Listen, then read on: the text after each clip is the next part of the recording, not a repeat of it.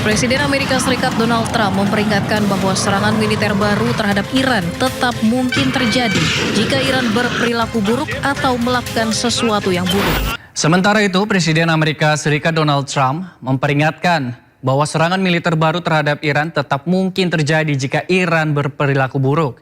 Di sisi lain, militer Iran menggugah sebuah rudal besar yang ditulis dalam keterangannya adalah sebuah nuklir.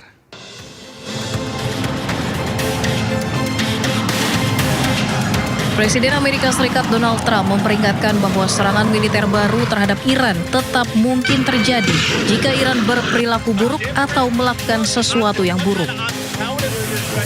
Trump juga tidak takut dengan klaim bahwa Iran masih memiliki 15% kemampuan rudal dan mengatakan akan menghancurkannya.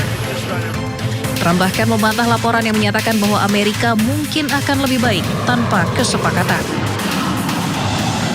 I'd like to eliminate it. I'd like to. It'd be a start for them to build up again. And yeah, I would like to eliminate it. If they misbehave, if they do something bad, but right now, we'll see. But it's a possibility that could happen, sir.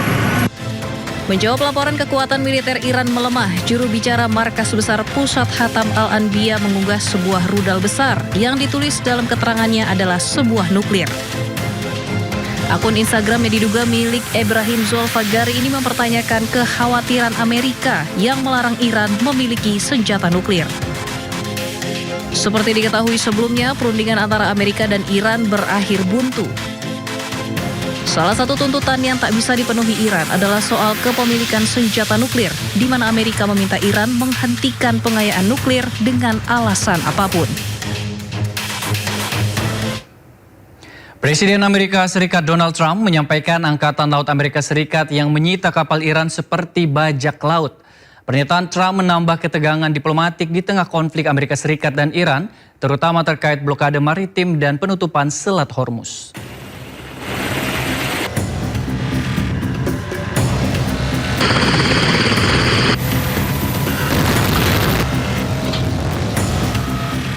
Presiden Amerika Serikat Donald Trump mengatakan Angkatan Laut Amerika Serikat bertindak seperti bajak laut saat menyita kapal Iran beserta muatan minyak dan kargonya. Trump mengenang bagaimana sebuah kapal perusak Amerika Serikat menembaki kapal kargo berbendera Iran Tosca di dekat Selat Hormuz pada 19 April 2026 sebelum kapal tersebut dinaiki marinir Amerika Serikat.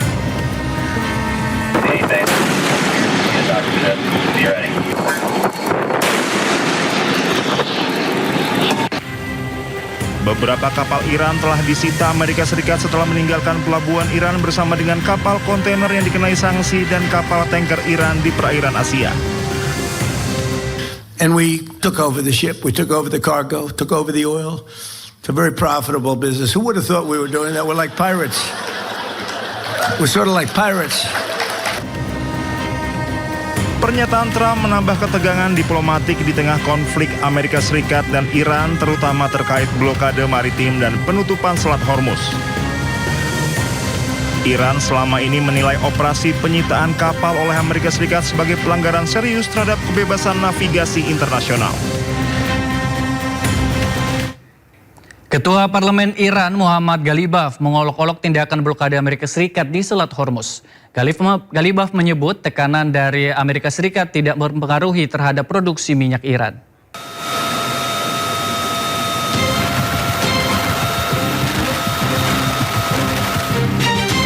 Ketua Parlemen Iran Muhammad Ghalibaf mengejek blokade Amerika Serikat di Selat Hormuz. Ia mengatakan produksi minyak Iran tidak terpengaruh oleh tindakan Amerika dan harga minyak justru meningkat. Melalui akun resmi media sosial X, Ghalibaf menyebut bahwa setelah 3 hari tidak ada sumur minyak yang meledak. Bahkan ia merasa yakin hingga 30 hari ke depan tidak akan terjadi ledakan. Ia juga mengolok-olok Menteri Keuangan Amerika Serikat Scott Bessent karena memberikan saran buruk terkait aksi blokade terhadap pelabuhan-pelabuhan Iran.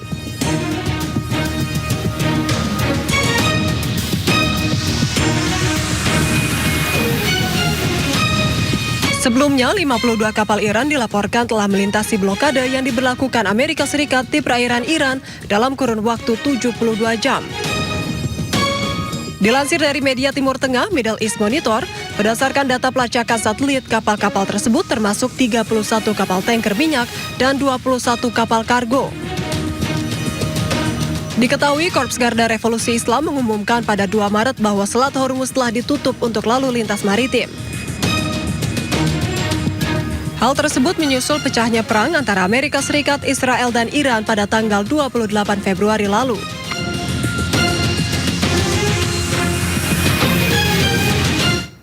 Wakil Presiden Iran Muhammad Reza turun ke jalan ikut aksi rakyat.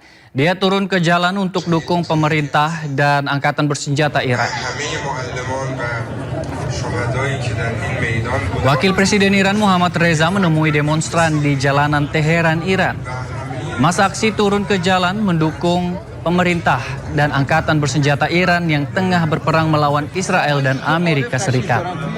Perang Iran melawan Amerika dan Israel ini terjadi sejak 28 Februari 2026 atau sekitar 2 bulan lebih. Gencatan senjata saat ini masih berlaku dan sempat diperpanjang sepihak oleh Amerika Serikat.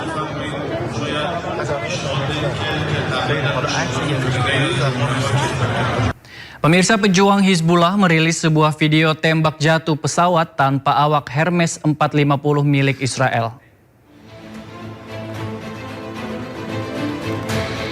Inilah detik-detik saat pejuang Hizbullah menembak jatuh pesawat tanpa awak jenis Hermes 450 di langit Nabatiyeh, Lebanon Selatan. Drone Hermes 450 merupakan drone canggih milik Israel. Pejuang Hizbullah tidak merinci senjata yang digunakan untuk menjatuhkan pesawat intai tanpa awak milik Israel.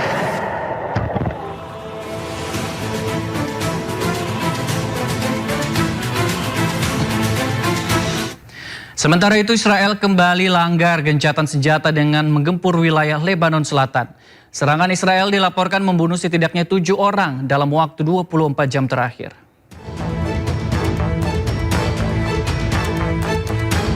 Israel kembali langgar gencatan senjata dengan menggempur wilayah Lebanon Selatan. Serangan Israel dilaporkan membunuh setidaknya 7 orang dalam waktu 24 jam terakhir. Militer Israel meluncurkan serangan udara dan merusak sebuah stadion di Bin Jebel, Lebanon. Jet tempur yang diduga milik militer Israel terbang di langit Lebanon sebelum akhirnya rudal menghancurkan sebuah distrik di Nabatiyeh. Ambulans membawa sejumlah korban ke Rumah Sakit Al-Najda Al-Sabiyah. Kantor Berita Nasional Lebanon melaporkan peringatan evakuasi yang diberikan Israel tak memberikan waktu kepada warga sipil untuk evakuasi. Zionis Israel terus melancarkan serangan udara ke 50 lokasi di Lebanon Selatan.